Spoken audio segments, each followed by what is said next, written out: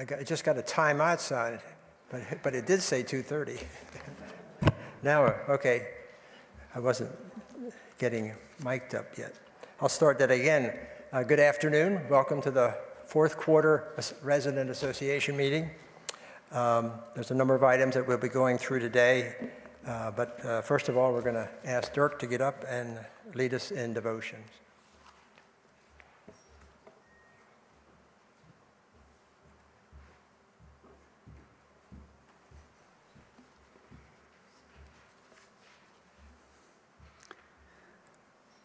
Well, Merry Christmas, and mind your own business. What a greeting. I'd say it's a bit rude. My name is Rick Bernhardt, and it has been a pleasure to serve many residents here at Landis. And I was so excited to hear that I have an hour to fill this afternoon, so I'll get started. I'm confident that many of us, if not all of us, have used the phrase, mind your own business. If you spent any time in a classroom, I'm confident that you've said it. I say that because I was a fourth grade teacher for many years, and so I know that I've said it. But it's a little sharp. And if it's delivered in a sharp tone, it actually could be offensive. So I'm happy to say that we've softened the phrase over the years. And now you may hear someone say, stay in your lane.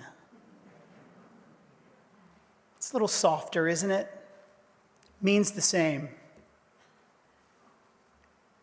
Just sounds a little kinder. Well, no matter how we say it, the fact of the matter is, we all find it challenging to stay in our own lane at times. So today we're going to look at the roles or responsibilities as it relates to our faith. Billy Graham once said, God judges, the Holy Spirit speaks, and Jesus loves. The simple truth is a reminder that even the Trinity has lanes. The roles of the Trinity are as follows. God is the judge. Isn't it so tempting to step into that role? Especially when someone kind of rubs us the wrong way or doesn't live up to our expectations. God knows the person. God knows us. He sees every heart, every struggle, every intention. So let's stay in our lane and enjoy the peace that comes when we leave judgment to God.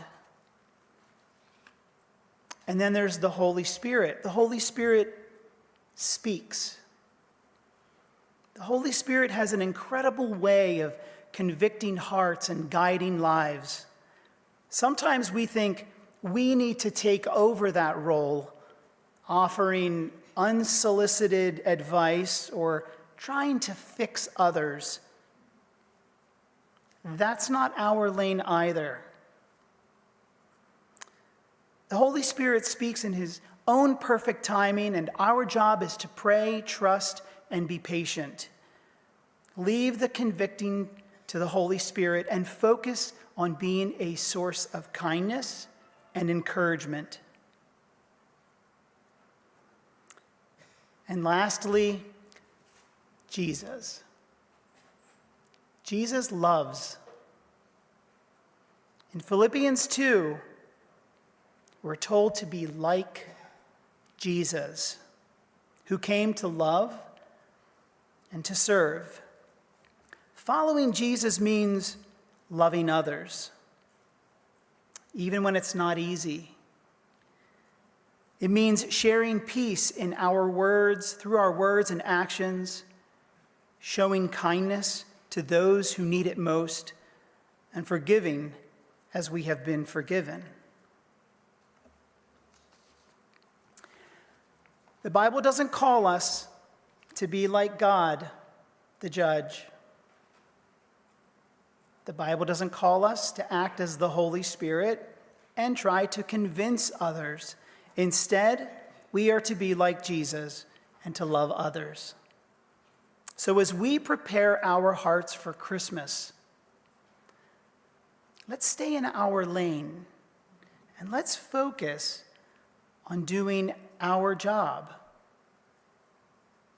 loving others. When we stay in our lane, we can share the true joy and peace of Christmas. I'm going to close with a benediction, which is in the form of a song. It's a beautiful song that we sing at Christmas. I'm going to sing it through one time, and then I'm going to ask you to sing it with me as well, all right?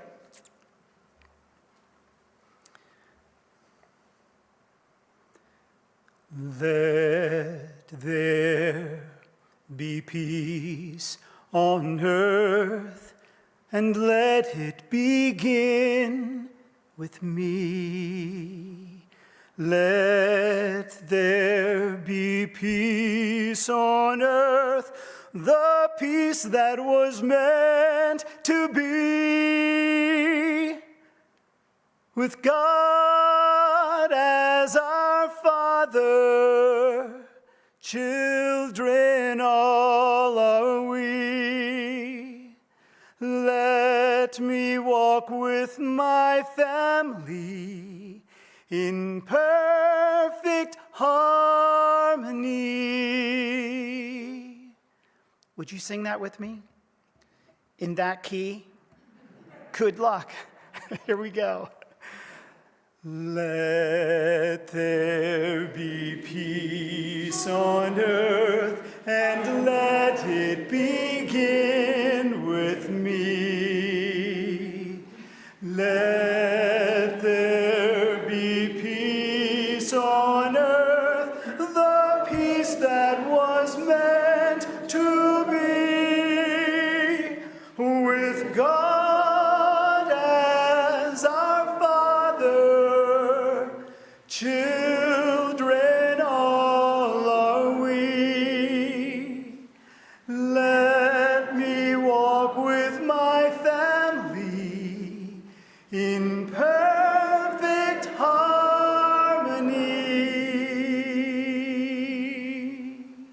Thank you.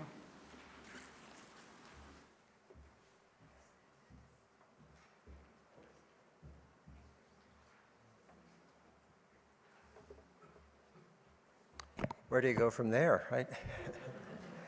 One thing I did forget to do is introduce myself.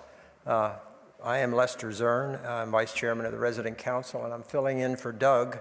Doug is working with Mennonite Disaster Services for a couple of weeks down, I'm told, just south of New Orleans, and I'm not sure there's much south of New Orleans, but he's down there working there, and I'll be filling in for him. The next item of business is for Marilyn to give us a summary of the last 3 resident council meetings.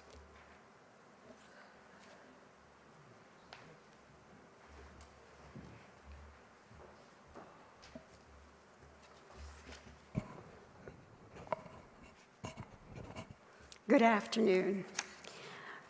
My name is Marilyn Langeman.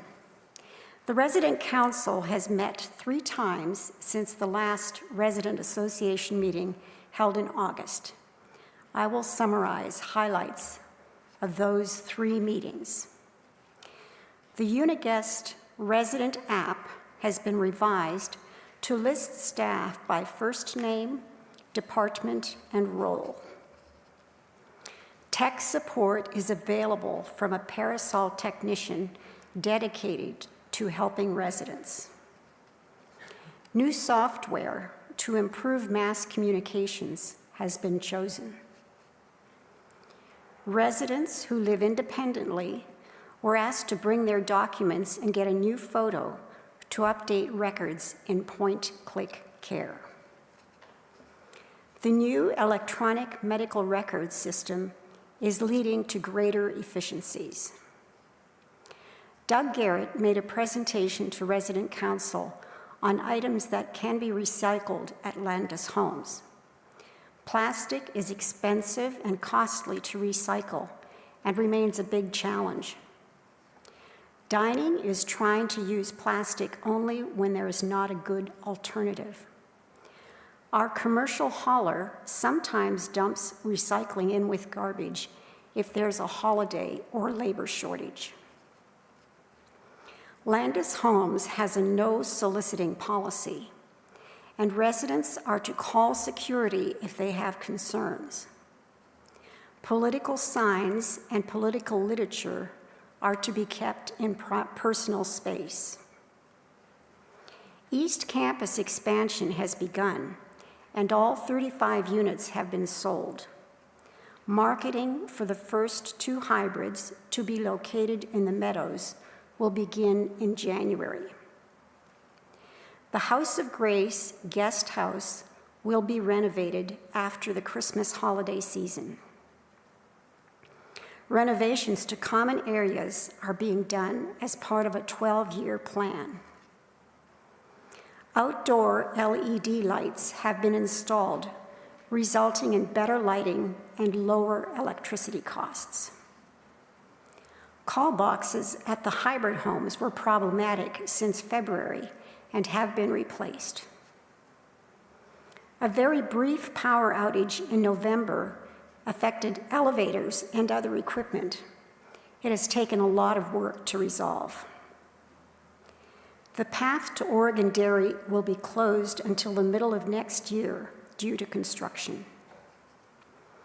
The compost pile has been moved to the south side of Lehman Woods. The pickleball courts are expected to be done in spring of next year. Neighbors have apologized because their dogs killed our peacocks. A nominating committee presented a slate of new resident council representatives. They were invited to an orientation held November 22nd. A new devotional book, Rooted in Faith, was launched during fellowship days in September. The October 19th open house, Explore Retirement Living, brought about 550 visitors to campus and was supported by many volunteer residents. The October Parker meeting held at Pleasant View included a keynote address on frauds and scams affecting seniors.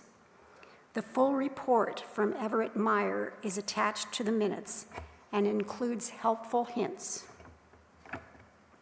U.S. News and World Report recognized Landis Homes as one of the best in the nation for short-term and long-term care. Thank you. Thank you, Marilyn. Thank you, Marilyn. That was a summary of the last 3 resident council meetings for your information. The next thing we will do is introduce the new residents, and I believe they'll be seen up on the screen shortly. And they're Dennis and Pauline Wogelmuth, Steve and Judy Zarnecki, Lois Hess and Joyce Rhodes, Don and Judy Stolzfus and Ruth Benner, John and Greta Groff and Carol Sutton. And I believe that's it. So if you see any of them, certainly be sure to welcome them to to Landis Homes. The next item of business is for the approval of resident council members and officers. Just to try and explain that, maybe if I explain it, I'll understand it better myself. The resident, because we're in a Landis Homes, it's a retirement community, there are certain rules and regulations that they need to follow. And one of those is that they need to meet with the residents 4 times a year. And so this is the 4th time that they will be meeting. But we've also formed a resident council, and those resident council, there's 50 members on that board that represent the residents to the administration and hear from the administration back to the residents of Landis Homes. We're actually fortunate in that the administration here has chosen to meet with resident council every month. So we get a little bit, I think, much more coverage. But at this point, I mean, you might think of the resident council much like Congress. They represent the people and try to help them with any kind of problems they have. That's not to say that if you have a problem, you can't go directly to the administration.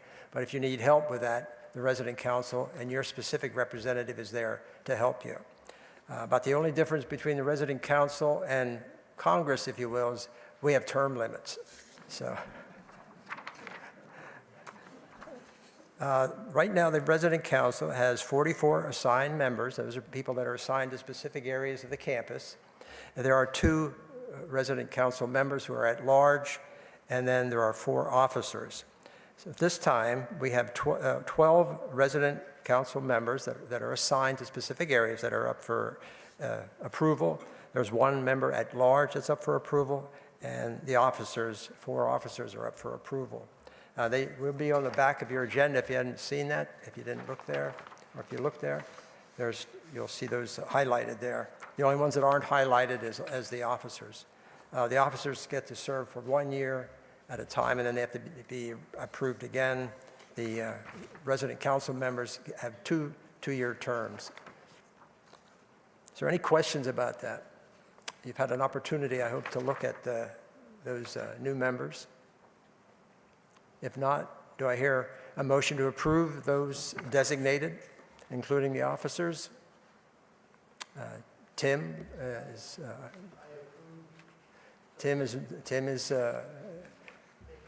making the motion. Is there a second to that? Jim Godfrey seconded that. Is there any questions about it? If not, all those in favor, raise your right hand. Any opposed? Raise your right hand. The right hands have it, right? Yeah. Okay, thank you very much. And at this time, I'll turn the meeting over to Larry.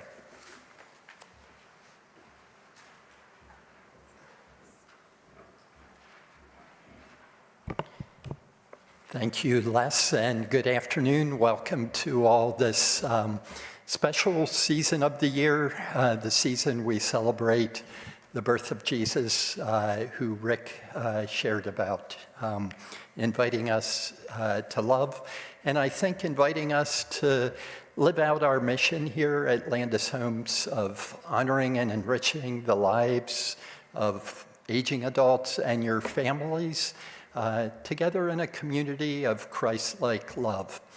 We do that through following our guiding values: joy, compassion, integrity, stewardship, and community. And I was reminded of the creativity of our editors of the Landis Homes News when they had a Merry Christmas greeting here at the top of the December issue. And this is probably the most important part of my message to share with you as well. As we celebrate this season of joy, we are reminded of the joy, compassion, and integrity that bind our community together. With hearts full of gratitude, we embrace the spirit of stewardship, caring for one another and the world around us.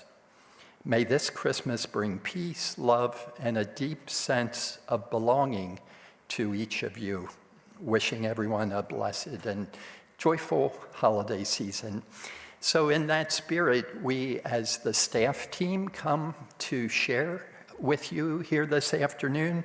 I will not share very much because we have a lot of good reporting, plus we want to have time for discussion, time for any questions you may have or thoughts, concerns, affirmations. I do want to just remember that this past year, we celebrated the 60-year anniversary of Landis Homes. And this coming year, this room that we're in right here, West Bethany Chapel, we will reach the 40th anniversary of this room being added to the campus. So it's been part of the community here for 2/3 of our existence. East Bethany Chapel, of course, was added earlier. It was added about 55 years ago. So we've had 2 chapels, one serving personal care and healthcare residents, and this serving the whole community. Another anniversary that's coming up in January actually is the 30th anniversary of the opening of Harvest View. Harvest View opened in January 1995.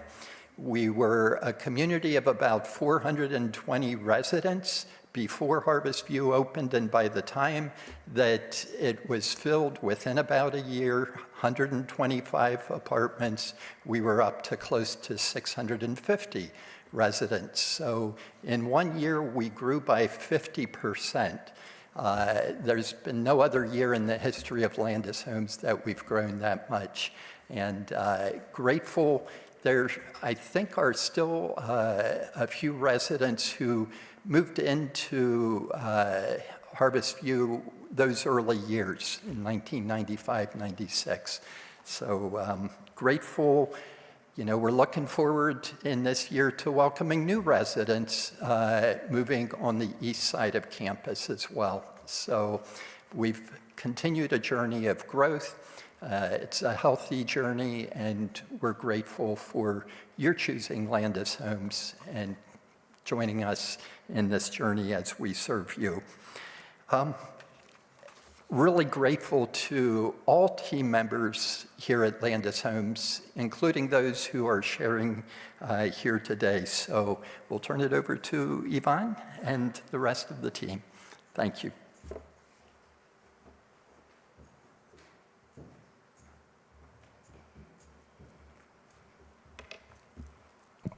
Good afternoon.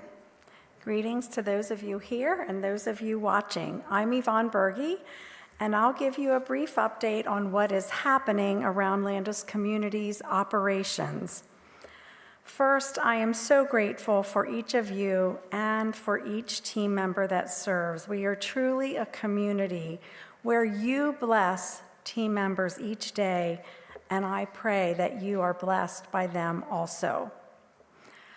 One activity that I want you to keep a lookout for, if it might interest you, each year several of us go to different trainings that help us stay current in our field and in our work, and one of those is Leading Age. Several of us went to Leading Age National this past in November.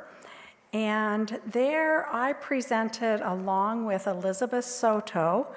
Some of you know that name. She is our diversity consultant, and also a gentleman, Max Winters, who is an architect with RLPS and has done a lot of work on memory care and memory care design. And we presented on a session that talked about how senior living providers can also be a conduit for community impact. A board member was at that session and said, "You need to do that at Landis Homes." So I'm working on finding a date with Max Winters and Elizabeth Soto, and we will be doing that session here for you in the future. A few projects that the Landis Homes team is working on to serve you well. One, we have a group working on aging in place well. You've heard about that. You've heard about it from Becca, and they are now working on implementing that initiative. Another team is working on something less exciting, but nevertheless important, a package solution. We have a package system that is not sustainable. And so they are looking into options and will present a solution for that. Our little lobby in personal care is not big enough anymore, and enough said about that.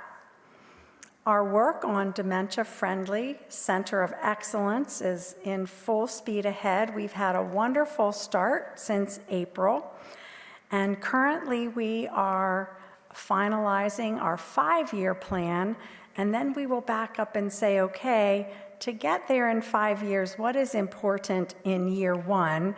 And we are counting 2025 as year 1. This has sort of been a precursor, even though we have really been laying the foundation for this for actually a couple of years. One milestone that we have hit is that 70% of our staff, all staff across Landis communities have been trained in Positive Skills Make the Difference. And this is a base training that new hires and all employees receive. In January, that training will be a requirement now as part of a new team member's orientation going forward. So Teffy Landman, our Director of Dementia Friendly Experience, and HR are working together to make that happen. 2 awards. Marilyn mentioned one. In November, U.S. News and World Report listed Landis Homes in their category of Best Nursing Home. Also, Newsweek came out with this year's rankings, and we were ranked 12th in the country for Best Continuing Care Retirement Community. My son saw that Newsweek award come through his social media feed, and he said, "Mom, 12th in the country, really? That's incredible." So these are excellent honors, and I think speaks to the entire community, including all of you. In the spirit of mentioning awards, Landis Adult Day Services received a wonderful award. A huge congratulations to them for receiving the Holleran Choice Community Award for Employee Engagement and Satisfaction. So how did they receive that?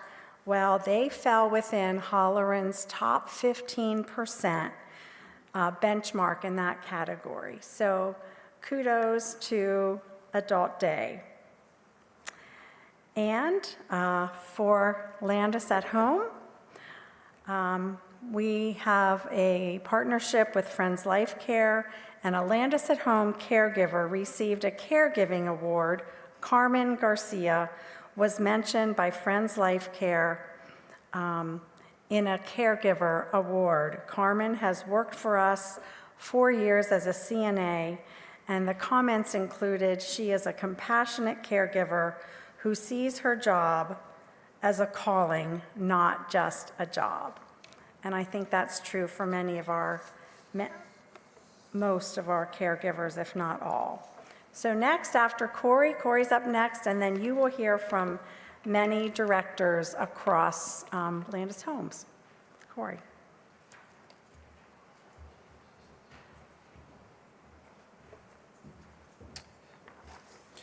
Good afternoon, everyone. As Yvonne said, I'm Corey Hamilton, the CFO here at Landis.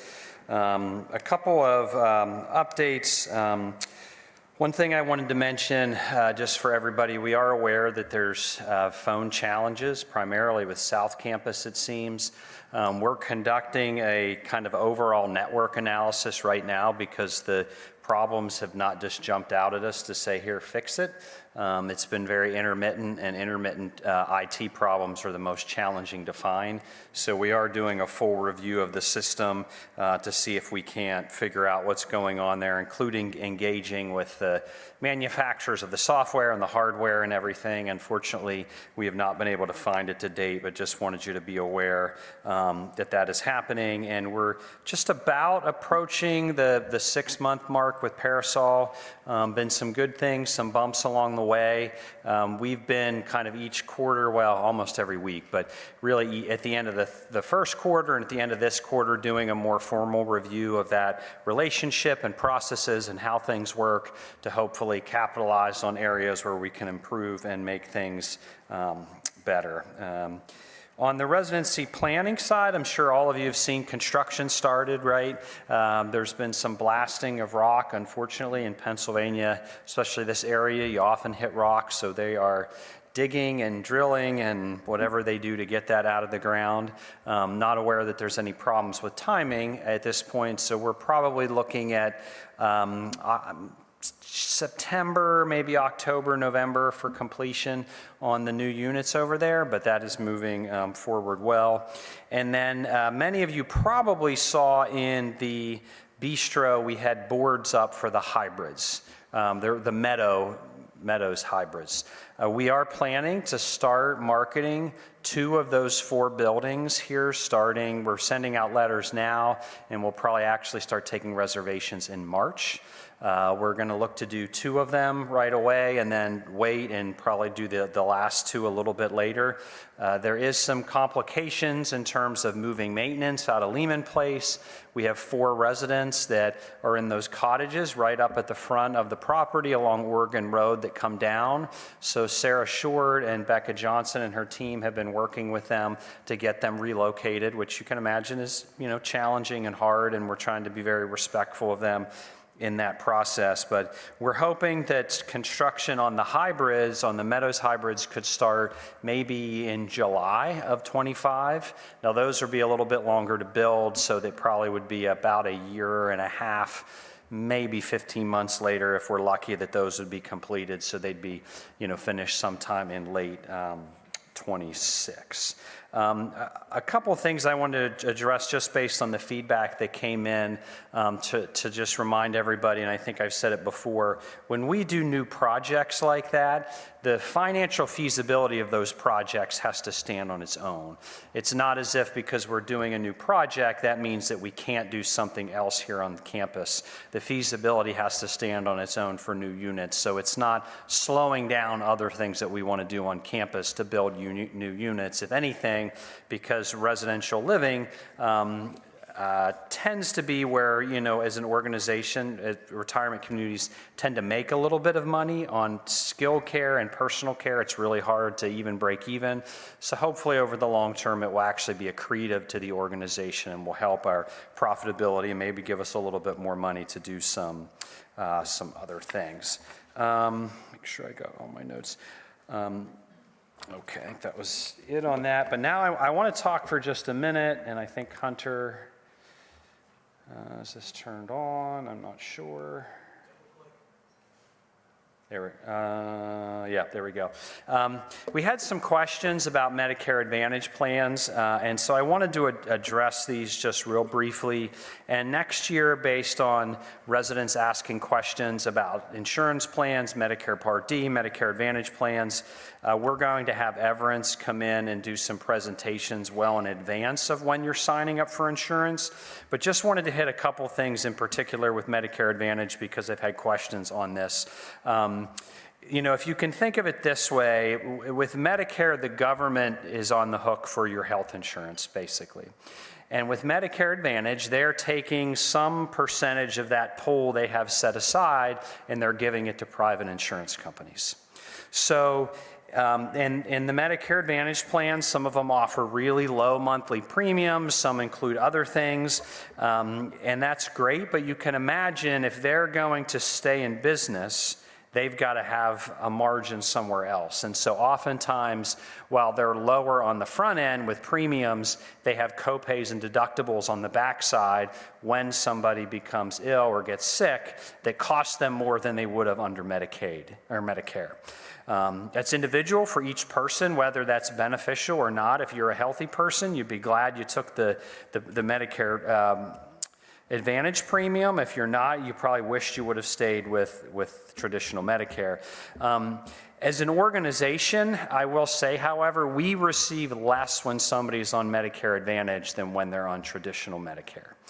It's roughly $100 a day in skilled nursing in our healthcare unit for the same services. And we have roughly, now it's a number of people, but on any particular day, we have roughly 3 people in our health center where Medicare Advantage is paying. So you just do the math. It's between $100,000, $120,000, $130,000 less that Landis Homes gets from a Medicare Advantage plan than Medicare.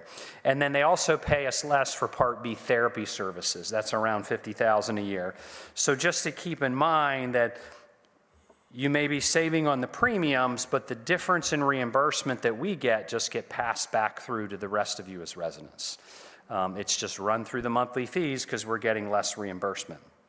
The other thing I would just note is that, Medicare Advantage is really like it's a PPO or an HMO type of a situation. You've probably heard of that before. So there are in and out of network providers. So if you pick a Medicare Advantage plan, you have to be careful that you know whether you're in network or not when you go to the doctor. And we don't participate in every plan as Landis, so you want to make sure if you make that choice that you pick one where we're in network. Whoops, Hunter caught me there. Thank you. My slides are different. He spread them out a little bit. Thank you, Hunter. The other thing just to keep in mind is you are disenrolling from Medicare when you pick a Medicare Advantage plan. You're done with Medicare. Now, you can go back into Medicare if you want to when there's open enrollment. However, they can deny you or raise your premiums if you have pre-existing conditions. So if you leave Medicare and say, boy, this isn't a good idea, I want to go back to Medicare, you probably will pay more because of pre-existing conditions. So you just want to make sure that you understand what you're getting yourself into when you switch. The other thing, I mentioned that it's an HMO, make sure I'm on the right slide. With an HMO or a PPO is there's a lot of pre-authorizations. So if you think you need therapy, we have to get it pre-authorized. We don't with Medicare. If you need to come back to the health center to get services, we have to get it authorized. With Medicare, we don't have to. And you can imagine that like a typical PPO, HMO that you read about in the news for a long time, we often fight with them on whether it's medically necessary or not. And so it does create an inordinate amount of time seeking authorizations, filing appeals, fighting with the insurance companies to get service if you're under Medicare Advantage, and we don't have to do that under Medicare. You'd like to think that the Medicare Advantage plans are pretty similar, and most of the time they probably are. I will say they do a lot of analysis on, comorbidities and things when somebody comes in for a certain procedure that they know what the average is, and that's what they approve you for. But if you're outside of the average, it just becomes very challenging for us to get care.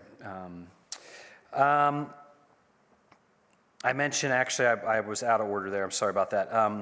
So now I got myself confused. With traditional Medicare, we, Landis Homes, and your doctor decide when somebody no longer needs services or when they do, I guess. But with Medicare Advantage plans, at least the first level of review is probably somebody that's not a doctor that we fight with. I mentioned if you decide to switch back, and if you did switch to Medicare Advantage and you're not sure, you do have 90 days to re-enroll in Medicare. Now that's the first time you do it. If you've been enrolled in Medicare Advantage for a number of years, you can't do that, but you can re-enroll without penalty within the first 90 days. So just a little bit of information there on that. I have to be cautious not to give advice, but I can give the numbers and let you kind of figure out from there what you think. So with that, I think Heather is up next.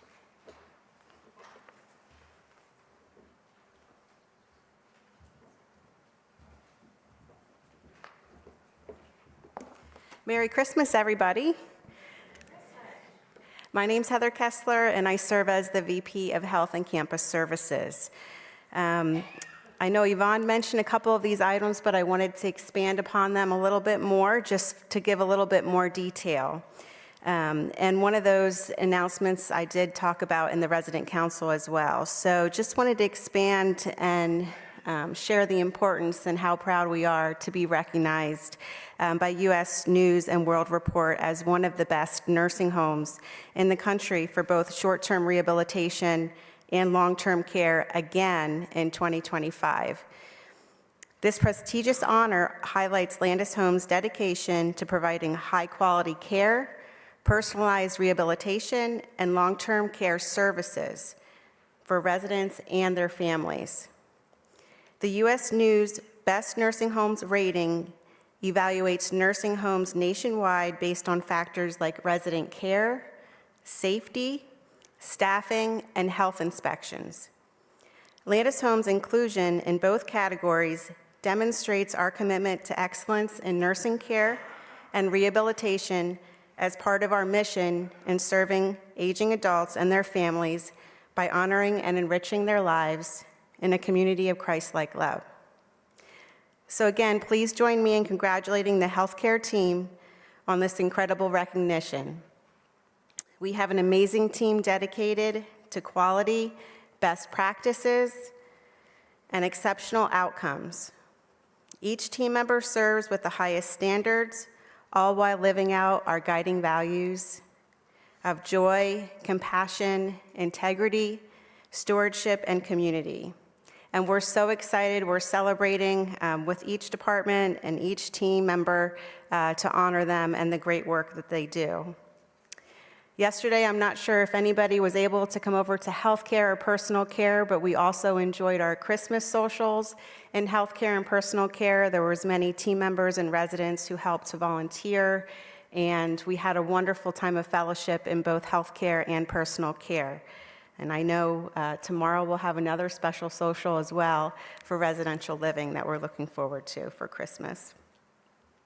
For campus services, I also wanted to expand on the package committee that was mentioned. Just to dig into that a little bit more, for our current process, we have the packages delivered to the personal care lobby entrance. There, the receptionist at the personal care lobby desk then organizes the packages that are delivered, often in piles, until the mail team comes to pick them up and deliver the packages. As the years have progressed, we continue to see an increase in online ordering, especially post-COVID-19 pandemic. To share a sample of the package volume, in 24 days in October, mind you, this was prior to the holiday season, about 1,400 packages were delivered, and 95% of them were for residential living residents. So why are we sharing this information? We feel that there has to be a better way.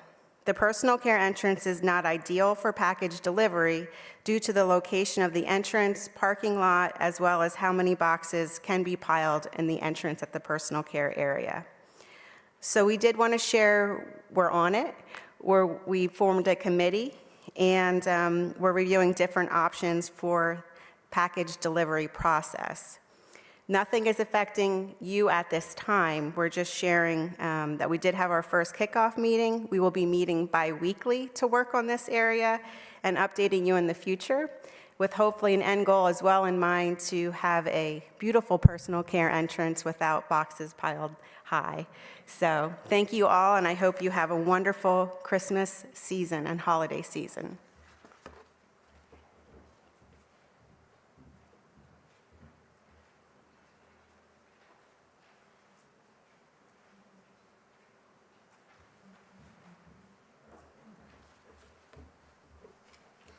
Well, good afternoon.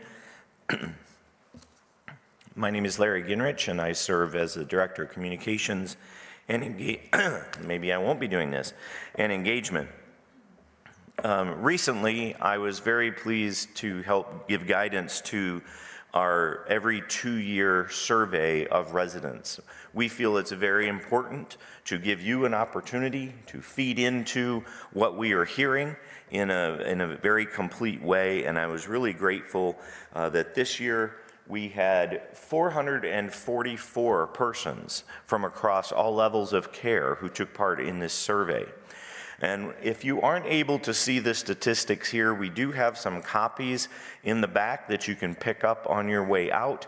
We will also find other ways to get this information out to you, but I wanted to give you some of the highlights and then tell you how that information is being used, because it's one thing to collect information, it's another to use it well as we go forward.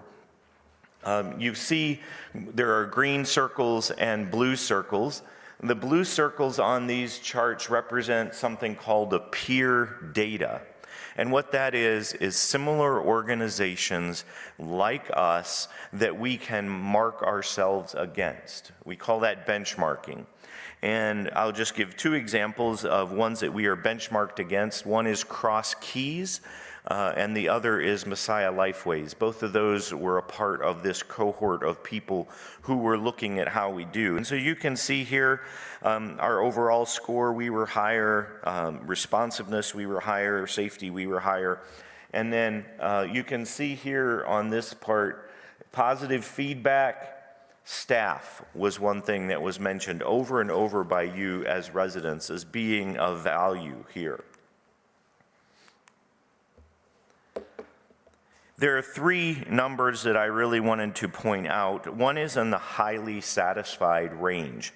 Compared to our peers, our 83 was much higher than the 59 that was received by others.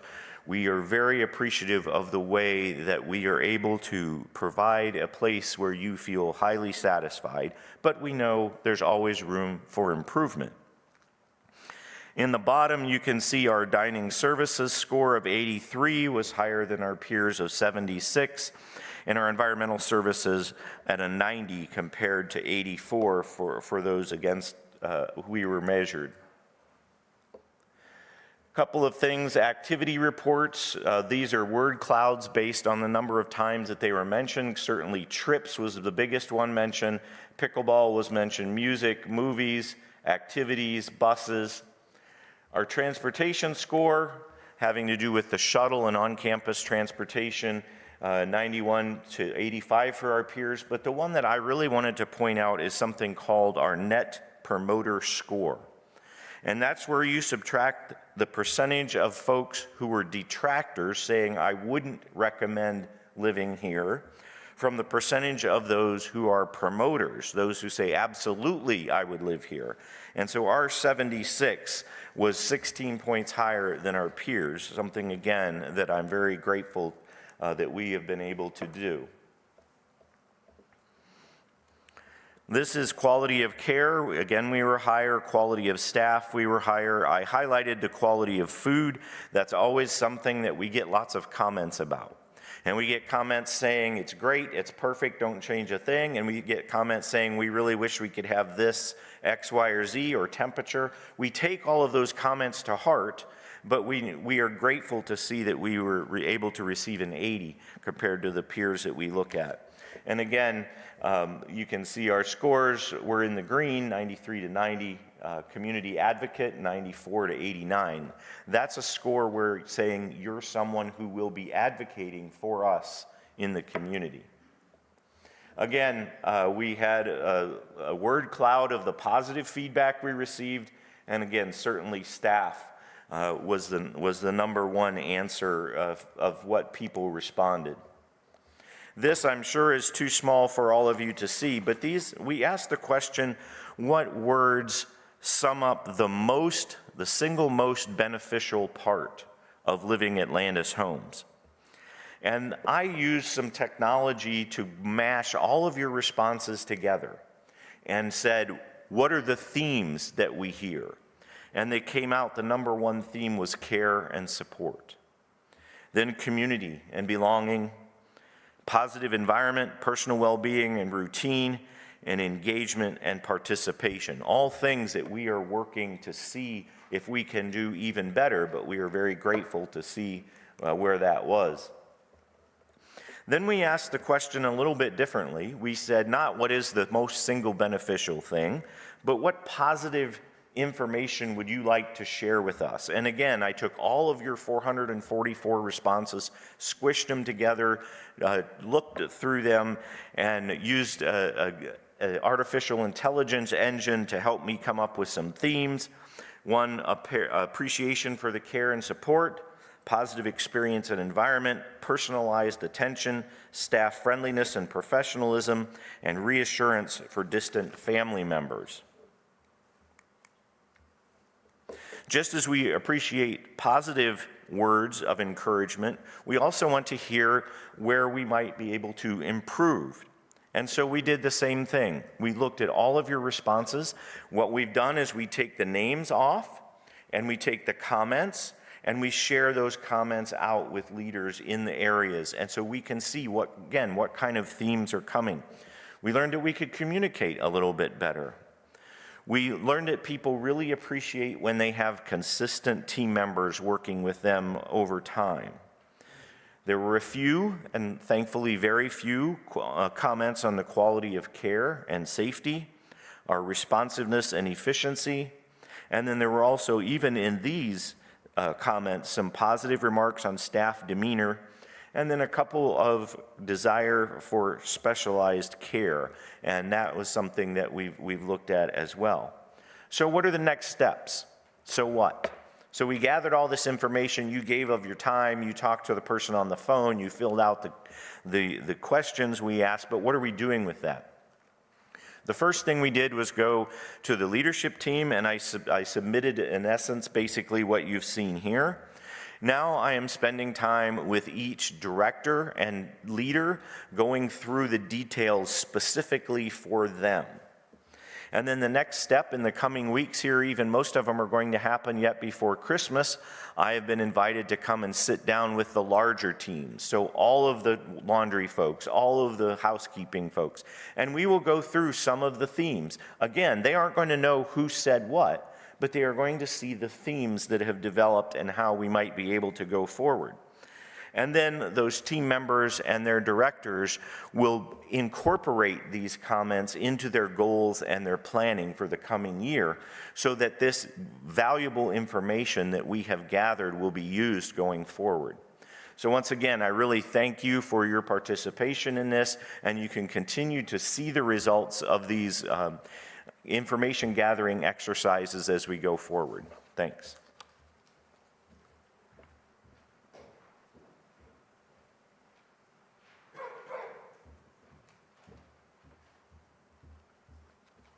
Good afternoon. I'm Becca Johnson, your Director of Residential Living, and I'm just going to address a few questions that were submitted by residents.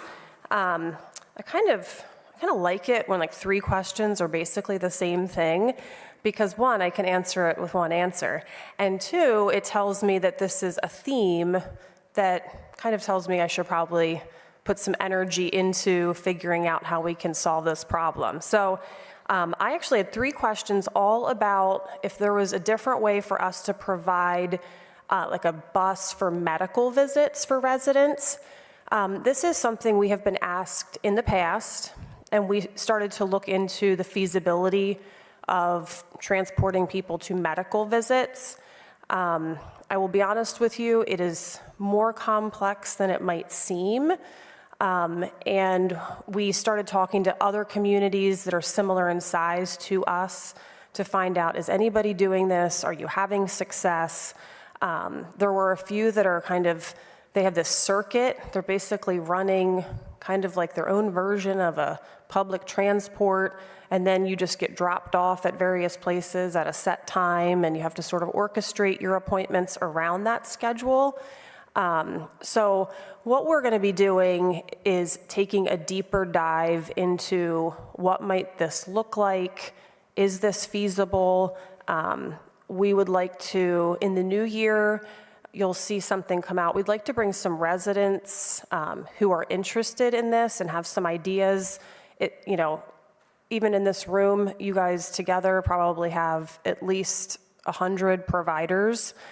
So it does get a little complex, like where would we go and how would we possibly do this? But we want to explore it because we keep hearing that this is a question. So we don't want to say, no, it's too hard, or we want to look into it. I will tell you that there are some regulations, like when we start doing things in residential living, we have to be careful that we're not tripping into an area that would require a license that we do not have. So that's not necessarily my expertise, but we have those people here.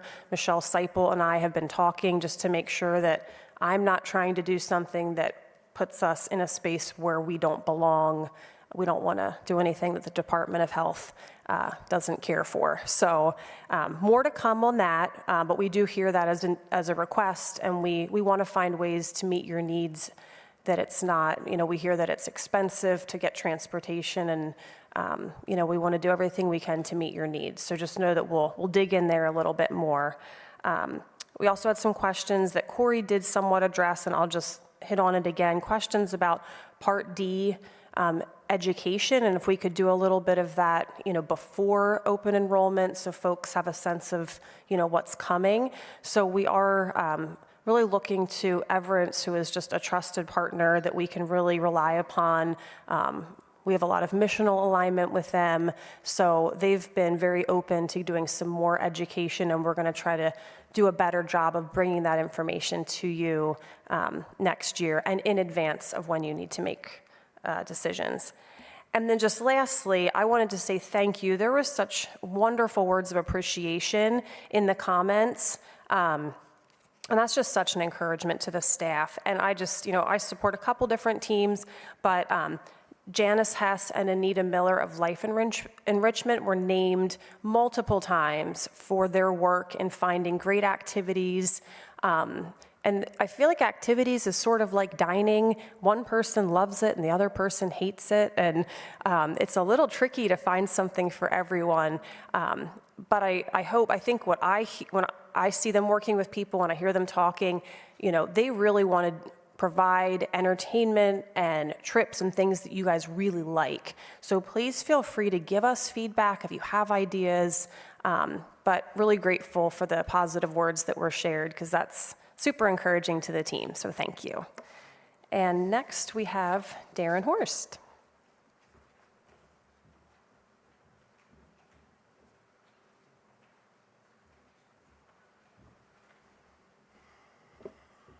Good afternoon.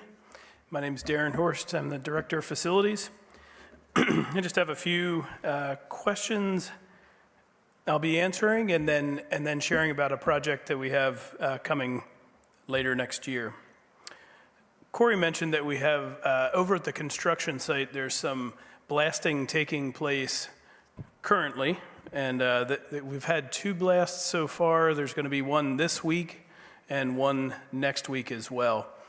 So the first couple were kind of farther out in the lane. The one this week is going to be actually right in front of Meadowview. And so where this impacts you guys, as the driveway comes around, the blasting will be actually in some of the driveway. So from now moving forward for the foreseeable future, we're asking that residents not use the Meadowview property as a cut-through.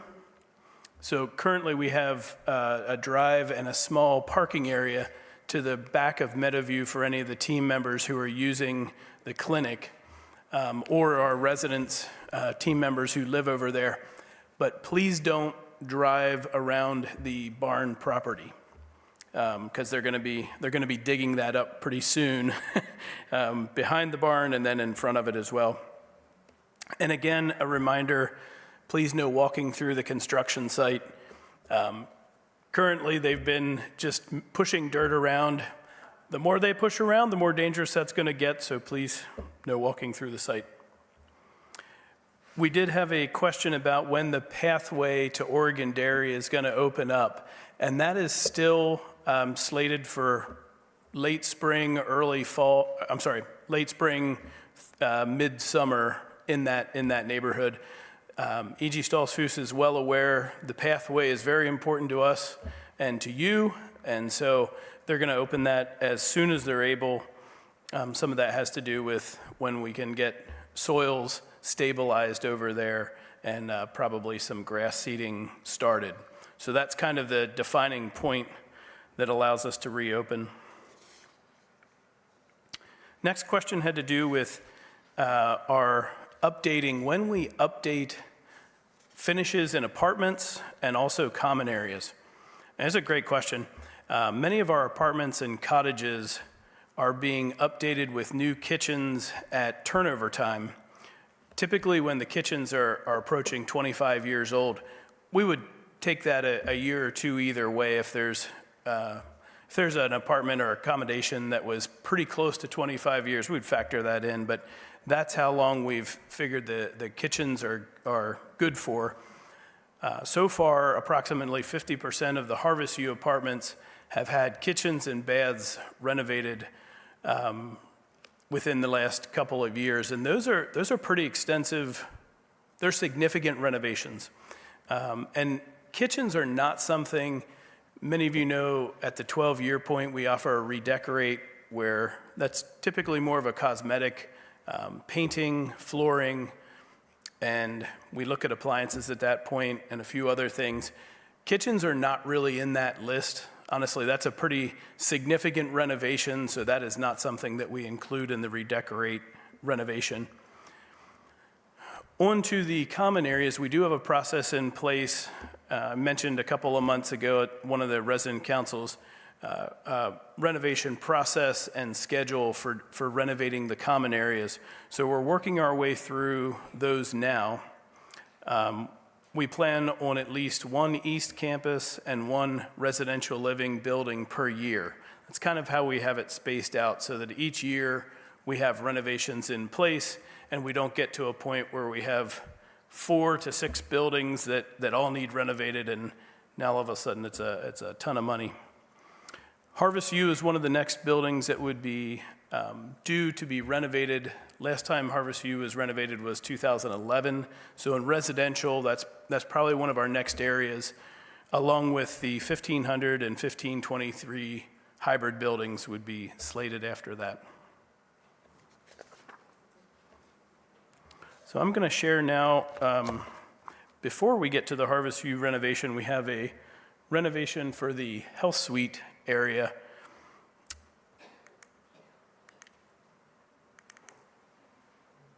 There we go. All right, that looks promising.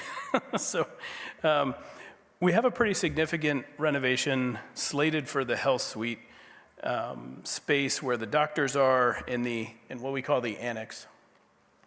Some of the objectives or goals for this project are to create a defined space for residential living health services to be all in one area. Currently, our health services are spread between the annex and mostly Homeview, where we have several different businesses over there that are supporting residents. We want to return Homeview to residential suites and apartments instead of feeling a little bit on the mixed use side currently. The teams have done a good job of providing services, but we just like to have that all in one space. Services include physician's office, physical therapy, lab, podiatrist, audiologist, and a space for behavioral health. To do this is going to require us to relocate some persons or services.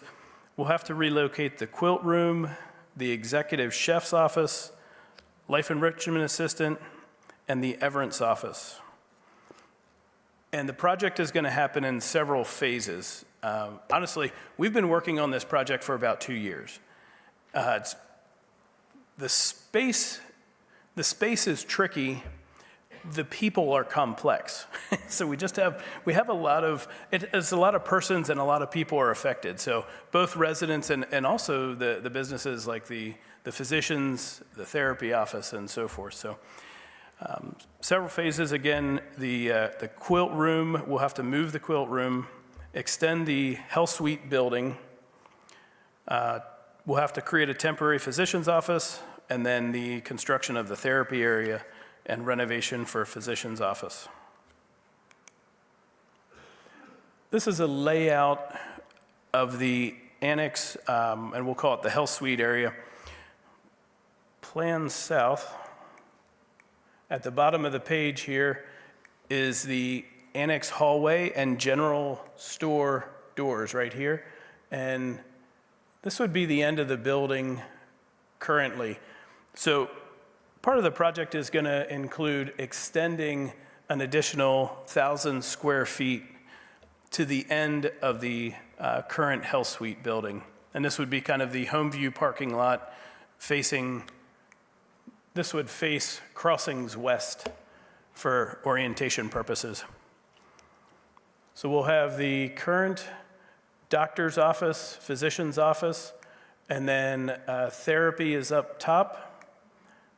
There's a common area hallway that feeds through with seating, a common area waiting room, and then you have a podiatrist, flex exam, audiologist, and behavioral health, and the lab and restroom areas.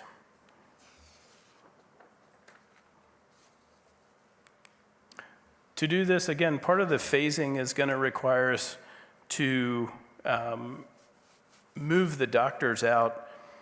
We're hoping to achieve that by, sorry, the shading didn't come across real well, but this bottom left quadrant is going to be one of the earlier pieces in that area that gets completed, and we'll be able to put up a few temporary walls and keep the doctors in business, keep your services continued during the rest of construction. So again, that'll be one of the first areas this bottom area will be one of the first areas completed, and then we'll have some temporary walls. So cutting through, I think one of the important things to communicate is some people use the annex as a cut through from Crossings West.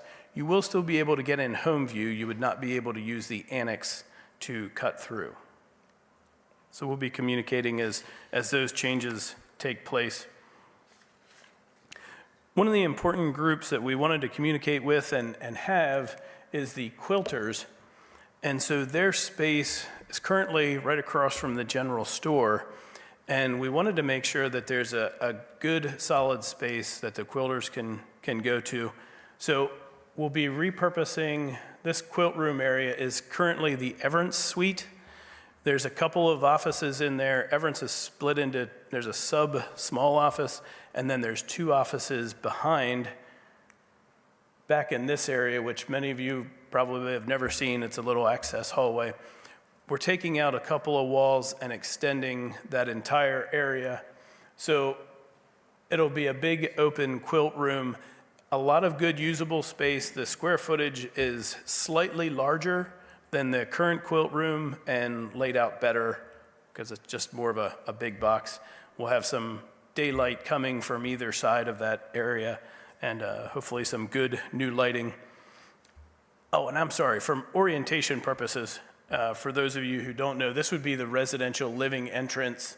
Down on this end of the screen would be the garden room. So you're coming through the main residential living entrance and Becca's office up here. We have some names on offices of people who don't work there anymore, but anyway, main entrance of residential living.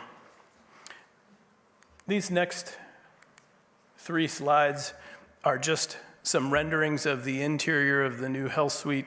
This would be just as you come in the door, and this area would kind of be the couple offices in there and headed towards PT, and just scanning around those rooms. Again, this will be a bit of a hallway where there's a common area waiting room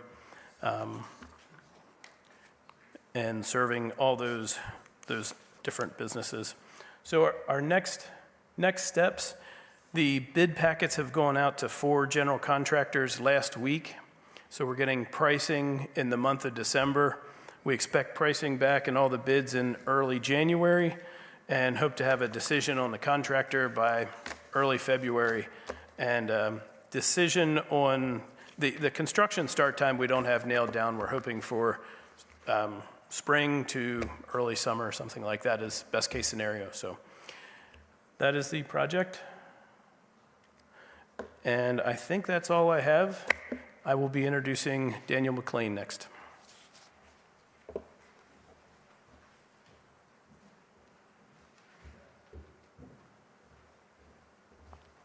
All right, good afternoon. I'm Daniel McLean, and thanks for hanging in there. Can be pretty long, but we stayed out of the rain. It was getting a little rough there. I was watching out the window. Anyway, so a couple things I wanted to go over. The one thing is that many of you may have been aware of this from reading the newspaper or being online, but back on November 21st, we had an inspection from the Department of Agriculture. And so our areas of Gather, Owl Hill Bistro, and the Garden Room are all the same as if they are inspected by the Department of Agriculture, just like an outside restaurant, just like, you know, Ruby Tuesdays and the other restaurants out there. So this is an annual inspection that they show up anytime. They don't schedule it, they just show up. But so, and something was identified during that inspection that we wanted to review.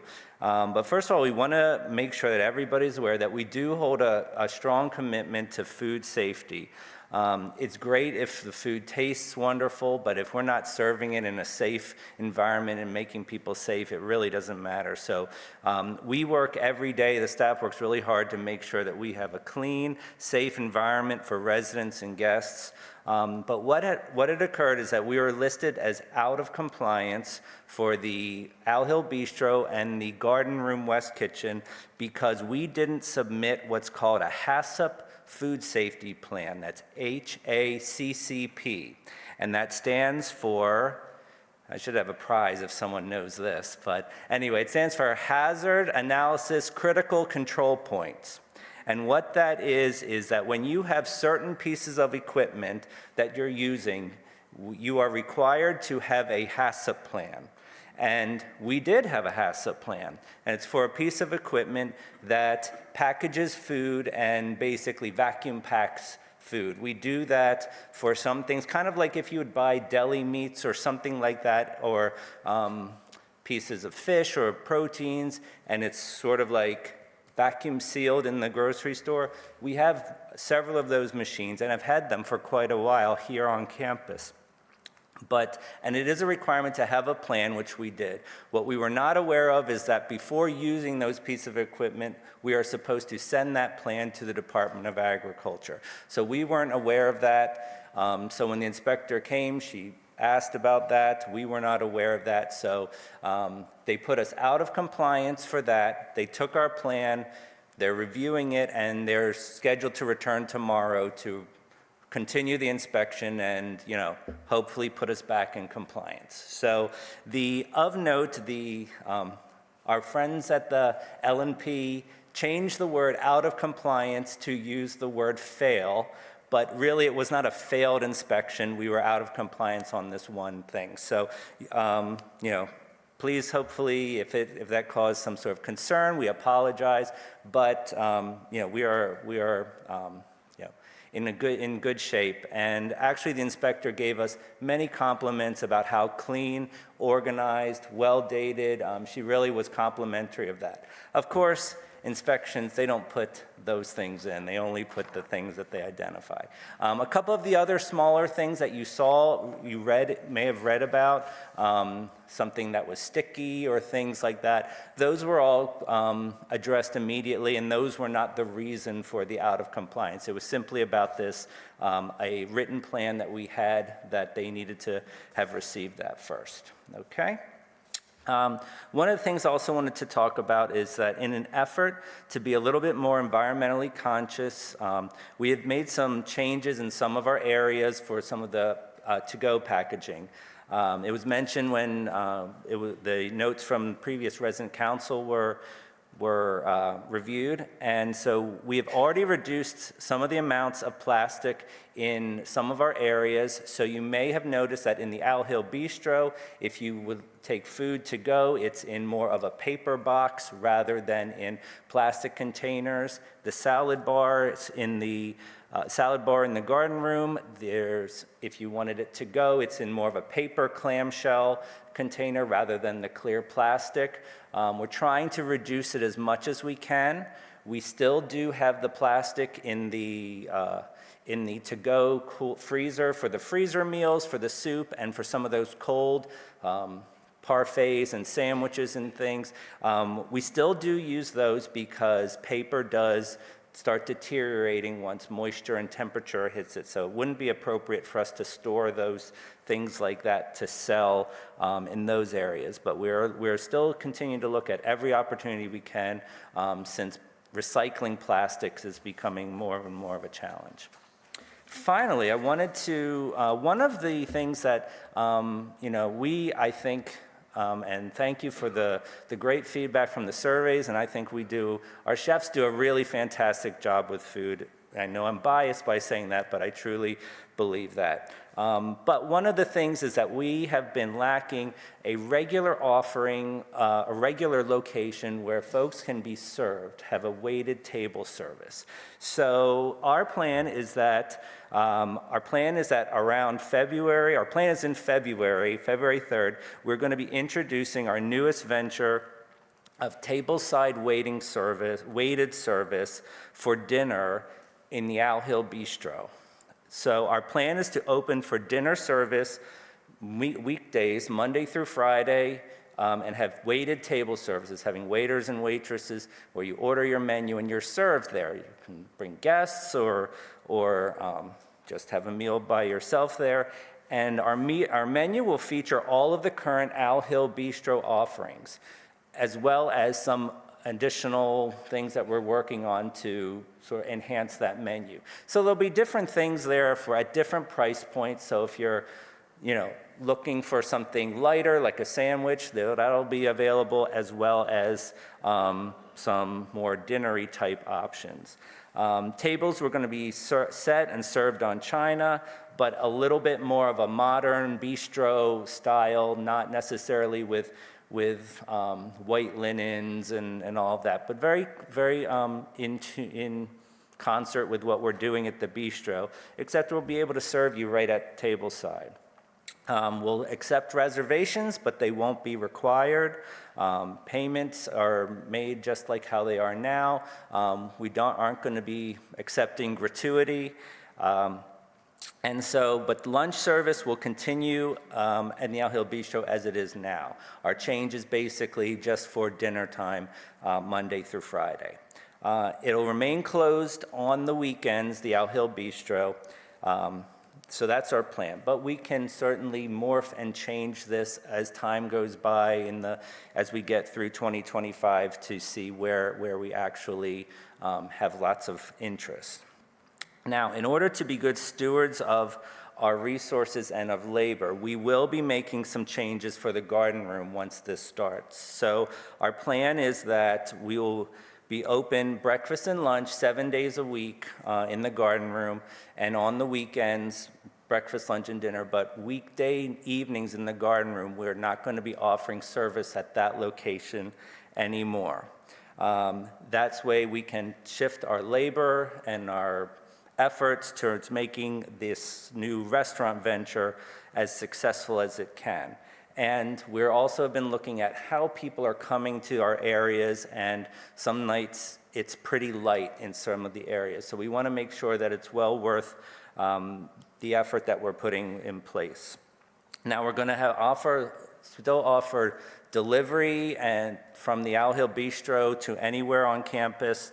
So we still continue to offer that. And if there are residents that now are concerned that, hey, I can't physically or it'll be a struggle to get over to the Owl Hill Bistro, we're going to be offering you some other options that'll be sent to your apartment or cottage or whatever.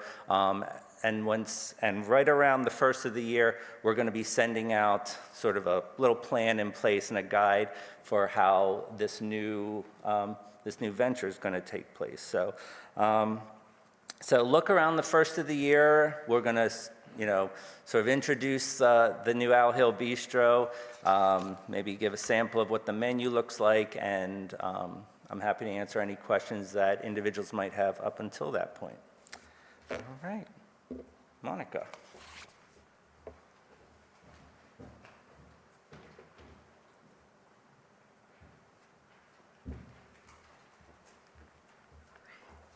Good afternoon. I'm Monica Acosta, and I'm the Director of Volunteer Services here at Landis Homes. But at the Landis Communities level, myself, along with some amazing staff give direction to the Belonging Council. Again, that's at the Landis Communities level. For those that weren't aware, we had our first meeting in the fall of 2023. And since then, about every other month, we have met to primarily work on a set of recommendations that were developed by our original DEI work group. During our time, we have created sort of a mission or goal for our work, and that is to build into our existing culture the internal structures and policies that value diversity and enable each resident, client, and team member to feel welcome. Now, this sort of goal was guided by our mission, vision, and of course, each one of our guiding values for Landis. Additionally, the work we have done has been just sort of to be attentive to concerns or issues around the topic of belonging as it relates to team members. That has been our primary focus at the team member level for Landis communities. In my work with Leading Age, which Yvonne referenced earlier, Leading Age, a sort of member organization for aging service, continuing care communities that are not-for-profit. One of the things that I have worked with them at the national level and then also at the state level has been workforce and workforce development as it relates to belonging. Our industry of aging services is entering a time of crisis as it relates to workforce development, and I really applaud our leadership team, our board of Landis Communities, who are being really intentional about creating a culture of belonging here at Landis for our team members. It really speaks to our guiding values, especially of honoring one another, and it just is a testament to Landis continually trying to be proactive and leading the way when there are issues that are going to be affecting our staff and our organization. One of the things that our Belonging Council recently did was we shared a communication with all of our Landis community team members, and that communication was in an effort to reaffirm our commitment to the Landis Way, our mission, our vision, our guiding values. We thought it was important to do this, this type of message on behalf of the Belonging Council because we all are aware we're coming out of a time of a stressful time nationally, as a country, as a nation, and we wanted to just reaffirm who we are as Landis. Landis doesn't change. We are who we are. We try to respect and honor one another at the team member level and, of course, at the resident level. We also did it because we are entering a busy time, the holiday season, which does bring some joy, but it does also bring some difficult time for some of us and some stressors that we wanted staff to know that as a Belonging Council, as it relates to team members, we are here for one another should they run into any issues or need any supports, and we provided resources to reflect that. So thank you for the ways that you support team members here at Landis Homes. When we create this type of workplace culture, it's a win-win situation. Team members who feel engaged, who feel like they belong here, are going to provide excellent care, excellent services to you, our residents, and our clients of Landis Community. So thank you very much for all that you do here at Landis. One other thing, while I am up here, there was a question in the comments related to the general store. And so I wanted to just give reference to that. Unfortunately, at this time, we are not able to be open on the weekends. We just don't have the volunteer base to be able to do that on a Saturday or Sunday. So we appreciate your patience with that. If anybody's interested in volunteering, please come and find me after. We'd love to have you and find more ways to provide services to the residents. And as far as the pricing of the Oregon Dairy items, how we price in the general store is we price it at the original price in our general store. So to get the sale price, you would have to go to Oregon Dairy to get that price. That is something that has been done. That's not necessarily something that could never change just because that's the way we've always done it. So it's It's great feedback. It's something that I will take back to the team, to the general store managers, and to my supervisor, and we can definitely talk about that a little more. Thank you very much.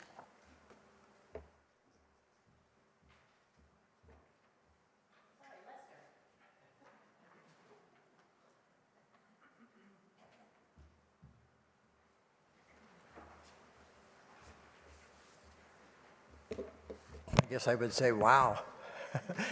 If you weren't brought up to what's going on, why you weren't listening, or you fell asleep or something.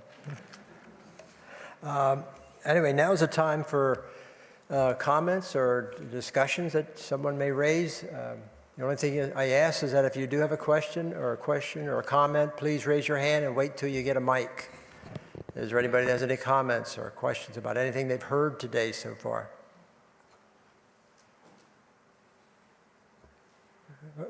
Okay. Oh, okay. Tim, just a moment. This is to Corey. Regarding the difference between Medicare Advantage plans and Medicare, I think you indicated that someone or something would be available early in the year to make a differentiation for us on pros and cons of both. Is that so? Come up here so you can hear me.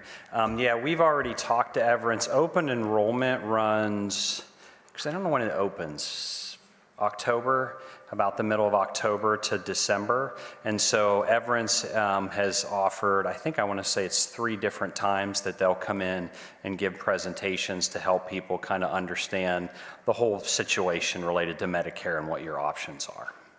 Yeah. Unfortunately, we're technically, I think, open enrollment just closed, so it's not much helpful at this point, so. But still, for future reference, if we make decision, say in the coming year, Yeah, these presentations will be available. sure, yep, yeah, Okay. yep. I think Phil in the back had a question or comment. If you bear with me, I have a couple.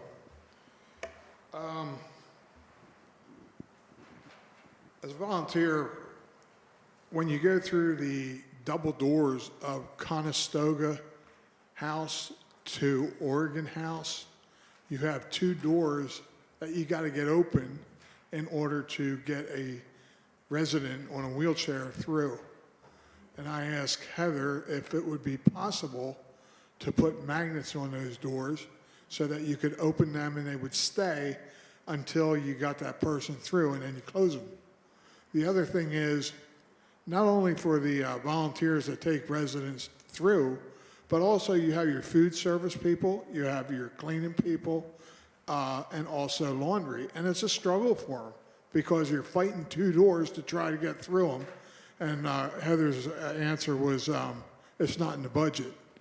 I was wondering if you could put that in the budget with what you take in here. That would be greatly appreciated. I'll give Heather time to answer that.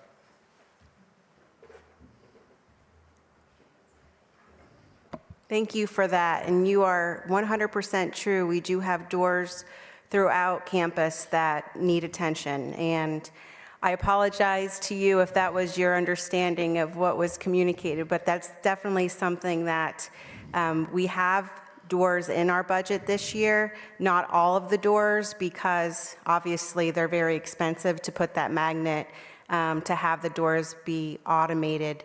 There's a process that's involved with that, and so we have to be good stewards of our resources to ensure we can attend to the needs and hopefully attend to the needs that are greatest first. But Darren is here as well so that he can talk to that. But yes, thank you for bringing that concern, as it is heard and being planned for. So thank you. You're welcome. Yeah, Phil, I'll just follow up with that. The double sets that you're talking about, we would actually have those in both levels, Oregon to Conestoga, and then down Manheim to Lidditz. Both sets, I'm going to check this, but both sets have there's 2 sets of double doors on each level. Both of them, one of the sets, I believe, still has a set of magnets that it's supposed to hold the doors open to alleviate a little bit of that challenge. And like Heather said, we do have some money in the budget that we're looking to add auto openers to the other set then. It would be tremendously helpful to your workers as well as volunteers, so thank you. The other question while you're up there, Darren, is I was a little surprised when I seen the workers putting city water into the first pond from the hydrant.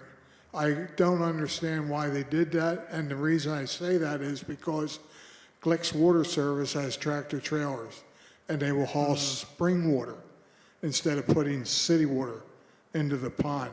I didn't know if you were aware of that or not. Yeah, I was. We had talked about it, and we missed communication with the guys. It was actually at a time where just as we were talking about, the ponds were getting really low.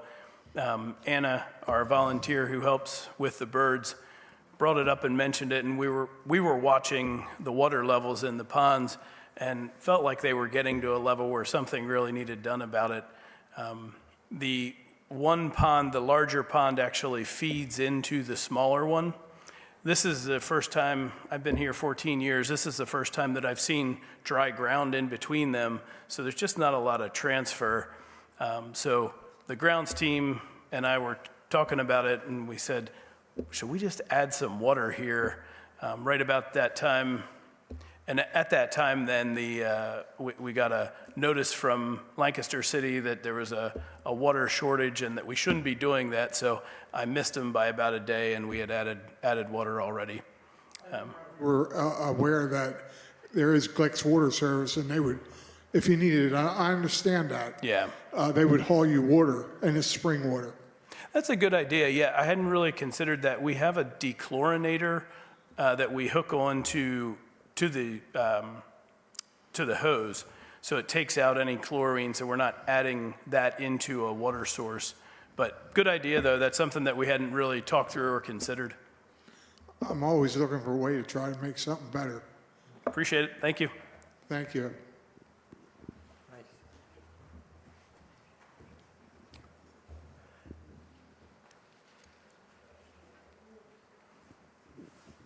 Millie Schellenberger. I am curious, and I wonder if anybody could satisfy my curiosity.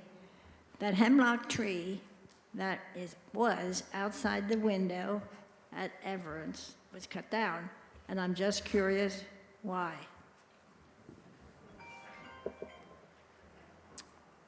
Millie, today is your lucky day. I can answer that question. I actually left you sorry, I'm missing you out here. There you are. I did leave you a message on this. The hemlock tree was just getting aged. I talked to our grounds team, and sometimes we have trees that just get to a point where they're kind of large for where they're planted. And that was the case with this one. There wasn't a lot of room for growth for the tree anymore. The guys were regularly having to trim it back, and it was getting to a point where it was staining the building, so they would go in and pressure wash multiple times per year. That particular area is kind of surrounded on 3 sides by buildings, so it really is a tight spot to have a tree in. So we'll probably stick with shrubbery and not so much with trees back in there. Especially, and we knew it was kind of a better time to do it because we knew we were going to have construction back in that area, and not sure how easy it's going to be to get in and out with vehicles to trim here in the coming year. Thank you. I can accept that answer. Thanks. Anyone else? There was certainly a lot of information to take in, but they will show it again later on. Anybody else have any comments or questions?